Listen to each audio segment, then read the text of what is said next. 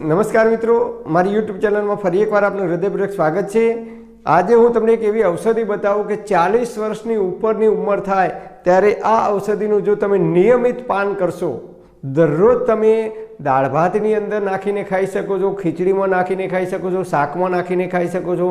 40 વર્ષની ઉંમર થાય પછી આપણી ઇમ્યુનિટી ધીમે ધીમે ડાઉન થાય છે, રોગ પ્રતિકારક શક્તિ ડાઉન થાય છે। એટલે 40 વર્ષ પછી ધીમે ધીમે અમુક લોકોને મોતિયો આવે છે, અમુક લોકોને ઢીંચણનો દુખાવો શરૂઆત થઈ જાય, અમુકને diabetes, high BP, cholesterol, thyroid, પેટમાં ગેસ થવો, એસિડિટી થવી, આવી અનેક સમસ્યાઓ ધીમે ધીમે આવવાની શરૂઆત થઈ જાય છે।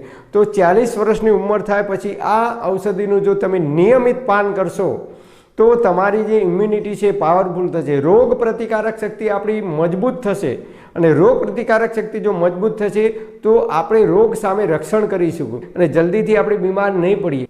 તો આ ઔષધિનું પાન હું દરરોજ કરું છું, નિયમિત કરું છું। આ ઔષધિ વિટામિન સીનો અખૂટ ભંડાર છે અને આ ઔષધિને ધરતી ઉપરનું અમૃત કહ્યું છે આપણા આયુર્વેદાચાર્યોએ। ચરક ઋષિએ ચરક સંહિતામાં અને વાઘભટ ઋષિએ અષ્ટાંગ સંગ્રહ અને અષ્ટાંગ હૃદય નામના ગ્રંથમાં આનું અદ્ભુત વર્ણન કર્યું છે। ખાટો, ખારો, તીખો, તુરો, ગળ્યો અને કડવો, આ 6 રસ આપણને આયુર્વેદમાં ખાવાના કહે છે અને એટલે તો આપણે શાકમાં ગોળ નાખીએ કે ખોડ નાખીએ કે મીઠું નાખીએ કે મરચું નાખીએ કે હળદર નાખીએ, આમ અલગ અલગ લીંબુ નીચવીએ, અલગ અલગ રસ ખાઈએ છીએ। શું આ એક જ ઔષધિ એવી છે પૃથ્વી ઉપર કે જેની અંદર 5 રસ છે? 6 રસ ખાવાના આયુર્વેદમાં કહે છે, એમાંથી 5 રસ આ એક જ વનસ્પતિ એવી છે કે જેની અંદર 5 રસ છે। કડવો રસ છોડી અને બાકીના બધા જ રસ આ ઔષધિની અંદર રહેલા છે। તો આ એક જ ઔષધિનું પાન કરવાથી 5 રસ આપણા શરીરમાં મળી રહેશે અને આ ઔષધિનું પાન કરવાથી ઇમ્યુનિટી પાવરફુલ થાય છે। આ ઔષધિ માત્ર તમને શિયાળામાં જ જોવા મળશે, એટલે કે ડિસેમ્બર, જાન્યુઆરી ને ફેબ્રુઆરી સુધી તમને જોવા મળશે, પછી 12 મહિના જોવા નહીં મળે। અને આ ઔષધિ આપણે ઘરે જાતે જ બનાવવાની છે। બજારમાં તૈયાર મળે છે પણ એ લાવવાની નથી, કારણ કે બજારમાં તૈયાર મળે છે એ સડી ગયેલી, ખરાબ થઈ ગયેલી, એવી કેટલીય ખરાબ હોય છે કે જેનો પાવડર બનાવીને લોકો વેચતા હોય છે। તો આ વસ્તુનું નામ છે આમળા। જી હા મિત્રો, અત્યારે હાલ આમળાની સિઝન છે, તો તમારે આમળા ઘરે જાતે લાવવાના છે।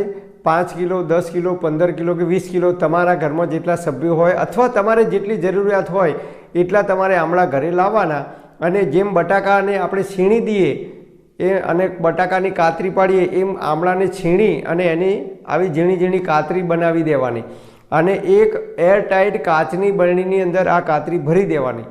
જ્યારે જરૂર પડે ત્યારે અને જેટલું જરૂર હોય એટલો જ પાવડર બનાવવાનો, બધો પાવડર એકસાથે બનાવી દેવાનો નહીં, કારણ કે આયુર્વેદમાં કહે છે કે જ્યારે કોઈનું સ્વરૂપ બદલાય અને પાવડર ફોર્મ અપ કરીએ ત્યારે 90 દિવસ એટલે કે 3 મહિના સુધી એ પાવડર સારો રહેશે, પછી એની એફિશિયન્સી છે એ ધીમે ધીમે ઓછી થઈ જાય છે, ઘટી જાય છે। એટલે આપણે કાતરીને એરટાઇટ ડબ્બામાં ભરી દેવાની, કાચની બરણીમાં જરૂર પડે અડધી વાટકી કે 1 વાટકી એટલો પાવડર, થોડો પાવડર બનાવી જવાનો। તો આ રીતે તમે આમળાને દરરોજ નિયમિત તમે સેવન કરશો। દાળ ભાત બનાવવા તો જેમ એમાં લીંબુ નાખીને ખાઈએ એમ તમે અડધી ચમચી એની અંદર આનો પાવડર નાખીને ખાવાનું રાખો। ખીચડીમાં, શાકમાં, કે તમને જે પણ અનુકૂળ આવે એ પ્રમાણે તમે આનો ઉપયોગ કરી શકો છો, તો એ તમારા શરીરમાં અદ્ભુત પરિણામ આપે છે। વસ્તુનો હું ત્રિફળા બનાવવા માટે જ ઉપયોગ કરું છું। હરડે, બેહડા અને આમળા આ ત્રણેયનું સંયોજન કરી અને જે ચૂર્ણ બનાવવામાં આવે છે એ ત્રિફળા ચૂર્ણ બનાવવા માટે હું ઉપયોગ કરું છું। તો આનો હું વર્ષોથી નિયમિત ઉપયોગ કરું છું અને એટલા માટે મારી ઉંમર 55 વર્ષ થઈ, મારી ઉંમર 55 વર્ષ થઈ, 56મું ચાલુ થવાની તૈયારી છે।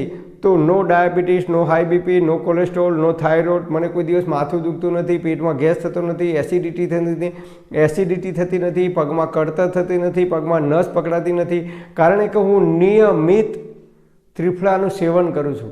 જમ્યા પછી કન્ટિન્યુ નિયમિત ત્રિફળાનું સેવન કરું છું, એટલે ત્રિફળાની અંદર આમળાનો પાવડર આવી જ જાય છે અને દર શનિવારે 1 ચમચી હરડે રાત્રે લઈ લેવાની ફરજિયાત। એ દિવસે ત્રિફળા લેવાનું નહીં, સોમથી શુક્ર ત્રિફળા, શનિવારે હરડે। હું નિયમિત આનું પાલન કરું છું, નિયમિત આનો ઉપયોગ કરું છું, એટલા માટે મારા શરીરની જે ઇમ્યુનિટી છે એ જળવાઈ રહી છે અને એટલા માટે મારા શરીરમાં હજુ સુધી diabetes, high BP, cholesterol, thyroid કે કોઈ બીમારી આવી શકી નથી। તો તમે પણ જો તમારી ઇમ્યુનિટી પાવરફુલ કરવા માગતા હોય તો તમે આ રીતે તમારા ઘરે આમળાનો કાતરી બનાવી અને પાવડર બનાવી શકો છો। પરમપિતા પરમાત્મા આપ સર્વેને તંદુરસ્ત અને નિરોગી રાખે એવી હૃદયપૂર્વક મારી પ્રાર્થના.